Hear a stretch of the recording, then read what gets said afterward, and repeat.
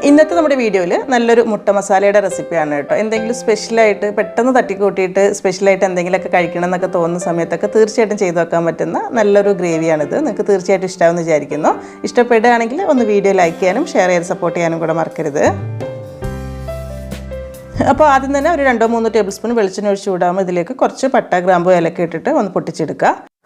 ഇനി അത്യാവശ്യം വലിയ 2 സവാളയാണ് എടുത്തിട്ടുള്ളത്. ചെറുതാണെങ്കിൽ 3 എടുക്കുക. അതുപോലെ നീളത്തിൽ മുറിച്ചിട്ട് എടുത്തിട്ട് വഴറ്റിയെടുക്കണം. ഈ സമയത്ത് തന്നെ പാകത്തിനുള്ള ഉപ്പും കൂടെ ചേർത്ത് കൊടുത്തിട്ട് വേണം കേട്ടോ വഴറ്റിയെടുക്കാൻ.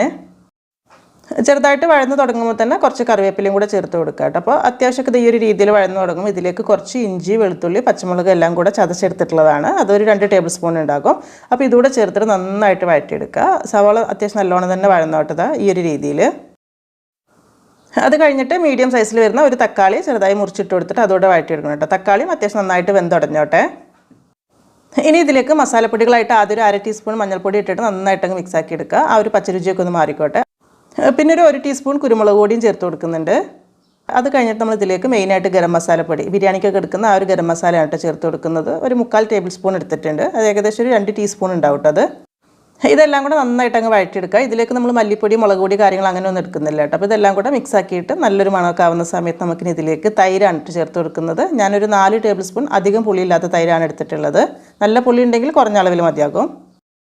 അത് കഴിഞ്ഞിട്ട് ഇതിലേക്ക് കുറച്ച് മല്ലിയിലയും പുതിനയിലയും രണ്ടും ഒരു 1/4 കപ്പ് വീതം മതിയാകും. അപ്പോൾ ഇതെല്ലാം കൂടെ ചേർത്തിട്ട് നന്നായിട്ട് മിക്സ് ആക്കി എടുക്കുക.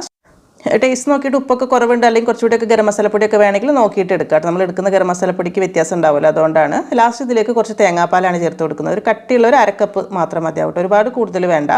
നല്ല തിക്കായിട്ടുള്ളൊരു ഗ്രേവി ആവാനും നല്ലൊരു ടേസ്റ്റ് ആവാനും കൂടിയിട്ടാണ്. തേങ്ങാപ്പാൽ ചേർത്തിട്ട് ഒന്നങ്ങ് മിക്സ് ആക്കി എടുക്കുമ്പോഴത്തേക്ക് ഇതുപോലെ നല്ലോണം കുറുകി വന്നിട്ടുണ്ടാവും കേട്ടോ. ഇനി നമുക്ക് ഇതിലേക്ക് പുഴുങ്ങിയ കോഴിമുട്ട, ഞാനിപ്പോൾ ഒരു 5 കോഴിമുട്ടയാണ് എടുത്തിട്ടുള്ളത്. അത് ഇതുപോലെ ചെറുതായിട്ടൊന്ന് കത്തി കൊണ്ട് വരഞ്ഞിട്ടാണ് കേട്ടോ ചേർത്ത് കൊടുക്കുന്നത്. എന്നിട്ട് എല്ലാം കൂടി നല്ലോണം അങ്ങ് മിക്സ് ആക്കി എടുക്കുക. ലാസ്റ്റ് ഒരു 1 ടീസ്പൂൺ മാത്രം നെയ്യും കൂടെ ചേർത്ത് കൊടുക്കുന്നുണ്ട് കേട്ടോ. ഒരുപാടൊന്നും വേണ്ട, നല്ലൊരു സ്പെഷ്യൽ ടേസ്റ്റ് കിട്ടാൻ വേണ്ടിയിട്ടാണ്. എന്നിട്ട് ഇത് അടച്ച് വെച്ചിട്ട് ഒരു 2-3 മിനിറ്റ് ചെറിയ തീയിൽ വെച്ച് കൊടുക്കുക കേട്ടോ. അപ്പോൾ അത് കഴിഞ്ഞിട്ട് ഇളക്കി എടുക്കുന്ന സമയത്ത് കുറച്ചുകൂടെ നല്ല തിക്കായിട്ടുള്ള ഒരു അടിപൊളി ഗ്രേവി ആയിട്ട് കിട്ടിയിട്ടുണ്ടാകും.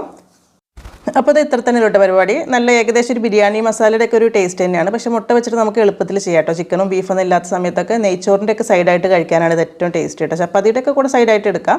പക്ഷേ നെയ്ച്ചോറിൻ്റെ കൂടെ ആകുമ്പോൾ ശരിക്കും ഒരു ബിരിയാണിയൊക്കെ കഴിക്കുന്ന ഏകദേശം ആ ഒരു ടേസ്റ്റൊക്കെ തന്നെ കിട്ടും.